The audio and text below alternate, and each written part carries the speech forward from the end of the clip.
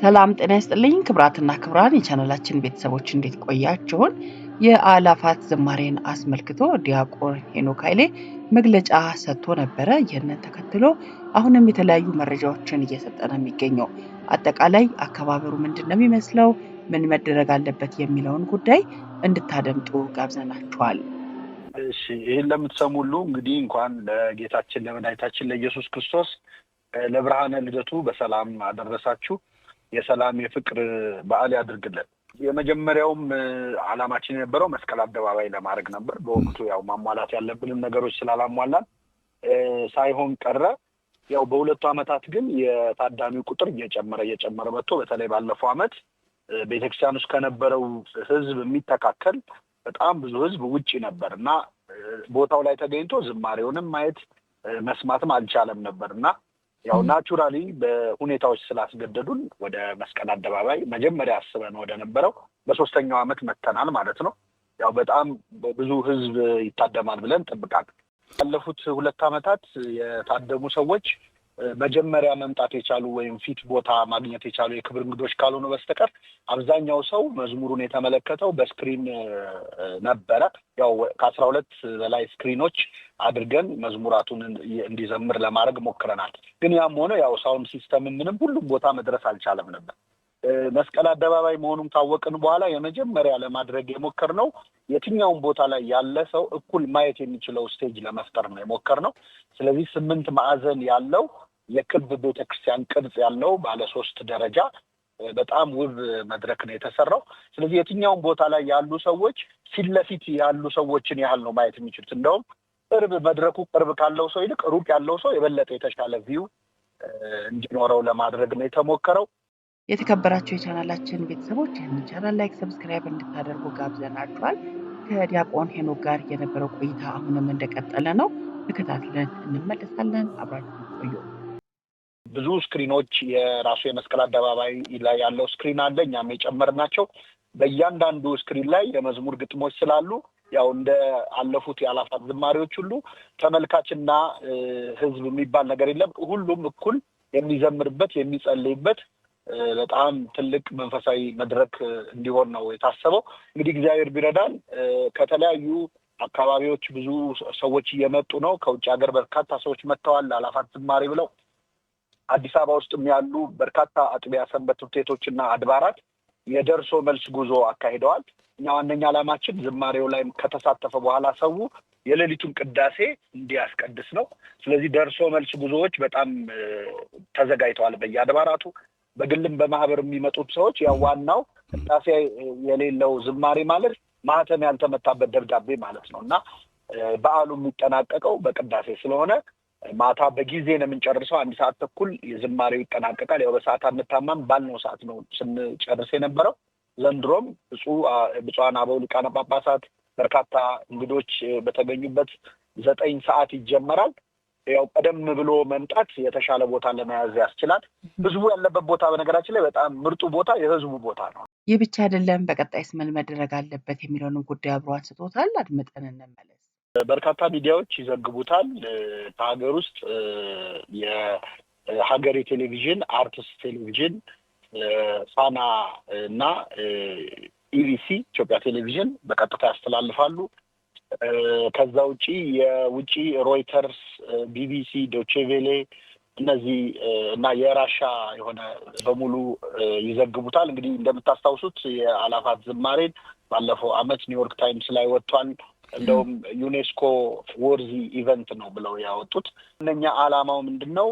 የክርስቶስ ልደት እንግዲህ የኔን ልደት አሁን አንተ ቤት አታከብርም፣ እኔ ጋር መጥተህ ነው እና የክርስቶስ ልደት መከበር ያለበት በምስጋና በዝማሬ እንጂ በሌላ መንገድ አይደለም የሚለውን ማሳካት ነው ዓላማው፣ ግቡ።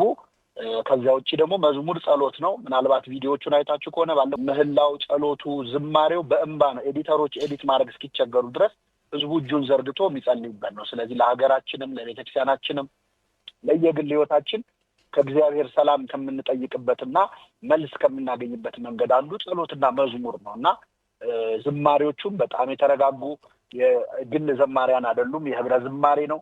ህዝቡ ሁሉ እኩል ዘምሮ እግዚአብሔርን አመስግኖ ጸልዮ እንዲወጣ ነው። ከዛ ውጪ ሊቀ መዘምራን ኪነ ጥበብ ወልደ ቂርቆስ ምናልባት እንደ ቸርነት የሚል መዝሙር ሰው የሚያውቀው መዝሙር የዘመረ ባለፈው ወር ላይ የእሱን ማክበሪያ ስነ ስርዓት ተካሂዶ ሽልማት ፕሮግራም ነበረ።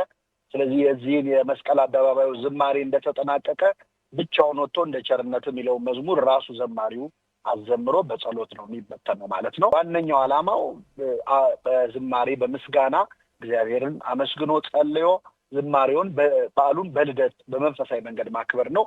ስለዚህ እግዚአብሔር እንግዲህ ይህንን መርሃ ግብር ባሰብነው መልኩ ካሰብነውም በላይ አድርጎ በሰላም እንዲጨርስልን ይህንን ድምፅ የምትሰሙ ሁሉ በጸሎታችሁ አስቡን። የተከበራችሁ የቻናላችን ቤተሰቦች እንግዲህ እንደምታስታውሱት ባለፉት 3 ዓመታት በድምቀት ሲካሄድ የነበረው ይህ ዝግጅት ዘንድሮም ቀጥሏል። በተለይም በዘንድሮ ዓመት እጅግ በአማረና በልዩ ሁኔታ ነው የሚዘጋጀው። እናንተም ደግሞ እንድትታደሙ በተለይ ደግሞ ከዛሬው ከቀኑ 9 ሰዓት ጀምራችሁ ተገኝታችሁ የበዓሉ ታዳሚ እንድትሆኑ ግብዣ ቀርቦላችኋል። እንድትገኙ ነው በአክብሮት የምንጋብዘው። በተለይ መዝሙሩን እንኳን ባታጠኑ የመዝሙሩ ግጥም በቀጥታ በስክሪን ላይ ስለሚለቀቅ ያለምንም ችግር ዜማውን የምታውቁት ከሆነ ተገኝታችሁ መዘመር እንደምትችሉ ጭምር ተገልጿል። መስቀል አደባባዩን የሚያስተባብረው በማህበራት ማደራጃ መምሪያ በቤተ ክህነት ስር ማለት ነው የኢትዮጵያ ጃንደረባ ትውልድ ነው። በእኛ ስር የሚካሄደው 2 ቦታ ነው፣ አዲስ አበባና ድሬዳዋ ያለው ማለት ነው። ተመሳሳይ ሰዓት በፌስቡክ ጃንደረባው ሚዲያ ፌስቡክ ላይ የድሬዳዋው ላይቭ ይተላለፋል። በዩቲዩብ ደግሞ በጃንደረባው ሚዲያ ላይ ደግሞ የአዲስ አበባው እናስተላልፋለን። ከዛ ውጭ ግን መስከረም ላይ ትሬኒንግ ወስደው ልምድ ልውውጥ አድርገው ተመሳሳይ ፕሮግራም ያካሄዱም አድባራትና ገዳማት አሉ። ኢትዮጵያ ውስጥ ወደ 8 ቦታ ይካሄዳል። ሆለታ ላይ፣ አሰላ ላይ፣ አሶሳ ጋምቤላ ክልል ማለት ነው። ከሀገር ውጭም ሲያትል ላይ ኦልሬዲ ተካሂዷል። ዩጋንዳ ትናንትና ተካሂዷል። ስለዚህ ይህን ሰሞን ብዙ አላፋቶች ታያላችሁ በየቦታው ማለት ነው። ሐዋሳም ላይ፣ ደሴ፣ ወልዲያ እነዚህ ቦታዎች የረሳኋቸው በእርግጠኝነት ይኖራሉ። የአላፋት ዝማሬ ይካሄዳል ማለት ነው። ይህን ይመስላል። ባለፈው ሳምንት እንግዲህ ጋዜጣዊ መግለጫ ተሰጥቶ ነበረ። በዚህ 2 ቀናትም ደግሞ የከተማው ጸጥታ አካል የሚሰጠው ይኖራል። ከዚህ በፊት ከምንለው ምንም የተለየ ነገር የለውም።